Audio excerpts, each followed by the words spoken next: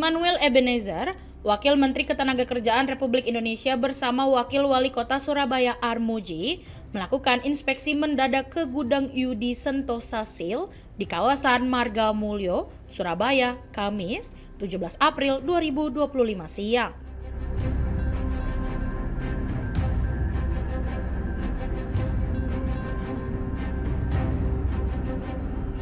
Sidak dilakukan di gudang Yudi Sentosa Sil yang berada di Jalan Marga Mulyo 44, Kompleks Pergudangan Suri Mulia Permai Blok H 14, Surabaya.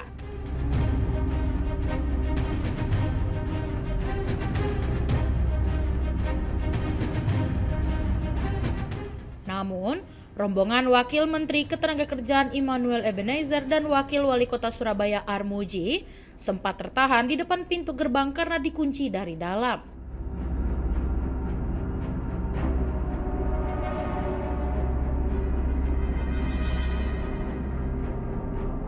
Kedatangan rombongan pejabat ini terjadi sekitar pukul 11.33 waktu Indonesia bagian Barat.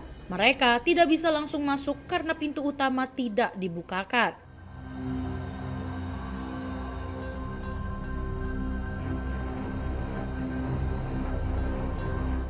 Situasi pun memanas setelah terjadi perdebatan alot antara pejabat publik dan pemilik gudang Diana beserta stafnya.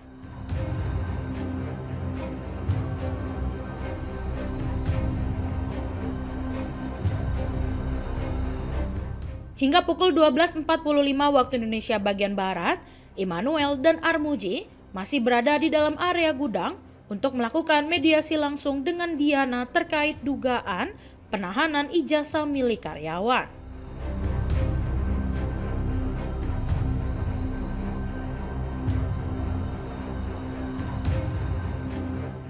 Dalam sidak tersebut, Wamenker menduga ada aktivitas yang ditutup-tutupi oleh perusahaan.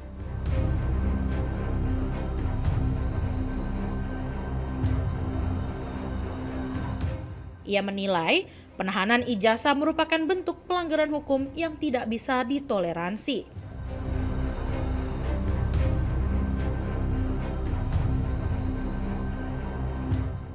Nasib sidak di dalam seperti apa, Pak? Pak Yuli. Gimana Pak hasil sidaknya, Pak? Pak, terkait sidang ini apa yang menjadi temuan Bapak? Karena kan kasus ini pemilik tidak pernah mengakui, padahal banyak bukti yang sudah menunjukkan berbagai tuduhan-tuduhan yang disampaikan oleh pegawai gitu. Kalau kawan-kawan melihatnya hal itu, kejadiannya hari sama. Artinya kita negara tidak dihargai. Itu yang udah pasti itu. Negara tidak dihargai, kemudian ya banyak hal-hal yang janggal lah ya. Ada hal yang ditutup-tutupi, entah apa maksudnya, padahal ini hal yang sepele. Karena kewajiban negara menjaga industrial ini tetap harmonis, tapi kemudian ya saya nggak tahu. Kita harus sebagai negara ini dihargai. Saya pikir Pak Wali aja tidak dihargai, ternyata saya juga tidak dihargai. Nah ini pelajaran untuk industrial yang lain juga. Jangan pernah menahan namanya ijazah pekerja, itu pelanggaran hukum. Itu pelanggaran hukum yang nggak boleh ditoleransi, apalagi di pemerintahan Pak Prabowo ini. Nggak boleh ada hal begitu. Ya namanya menyakiti hati rakyat itu nggak boleh. Jadi apa yang dilakukan Pak Wali ini udah benar dan tepat. Negara hadir. Negara hadir itu seperti apa secara detail artinya? Pertama, mempertahankan regulasi. Dengan kehadiran negara adalah mempertahankan regulasi yang ada. Kayak di Jawa Timur ada perda. Artinya ini harus ada sanksi, Pak. Harus tindak, harus tindak, nggak bisa enggak, harus tindak. Apa, Pak? Tindak hukumannya adalah gini, tindakannya biarkan aparat penegak hukum kita yang melakukan tindakan hukum. Biar nanti misalnya kayak Pak Wali kan ada beberapa kawan-kawan tuh ada 31 ijazah, 30 Pak? Iya, sementara yang dikuasakan ke kami. Oke, penguasa hukumnya ini ada 14 orang. Artinya mau 1 atau 2 atau 3 atau 4 perusahaan tidak punya hak untuk menahan ijazah. Apalagi di Jawa Timur ini udah ada perda. Apalagi yang dicari bisa sampai penutupan usaha atau bagaimana Pak ini? Kami belum sampai ke sana. Nanti kita akan kaji soal itu. Tapi yang jelas hal-hal yang terkait hak buruh terkait ijazahnya itu nggak boleh. Undang-undang apa itu, Pak?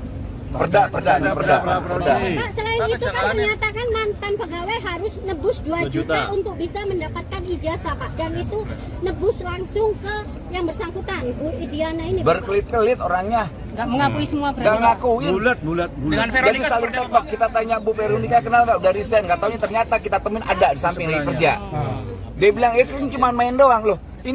Ini kantor, ini tempat bekerja, ini gudang, bukan tempat bermain. Jadi banyak hal-hal yang janggal lah.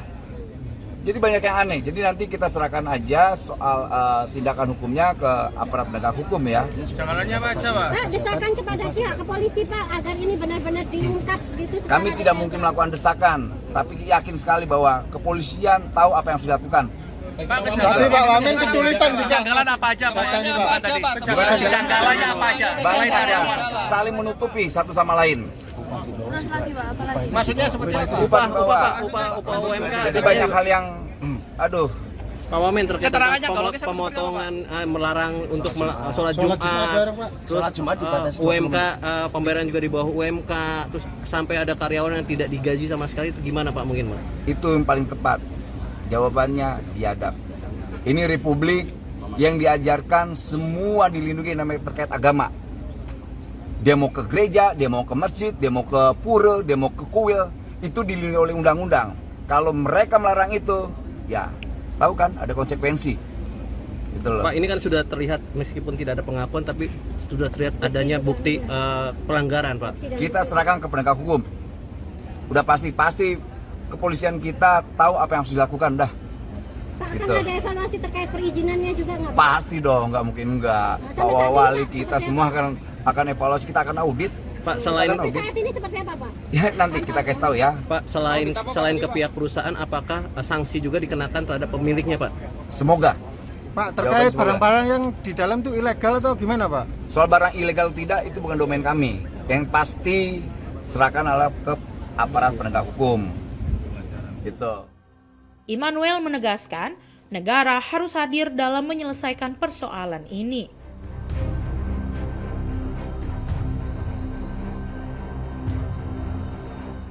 Apalagi di Provinsi Jawa Timur sendiri sudah ada peraturan daerah yang melarang penahanan ijazah oleh perusahaan.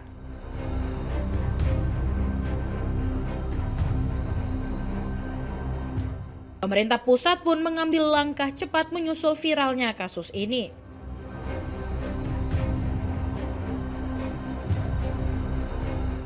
Sidak dilakukan untuk memastikan perlindungan terhadap hak-hak pekerja, sekaligus mendorong penegakan hukum atas pelanggaran yang dilakukan perusahaan.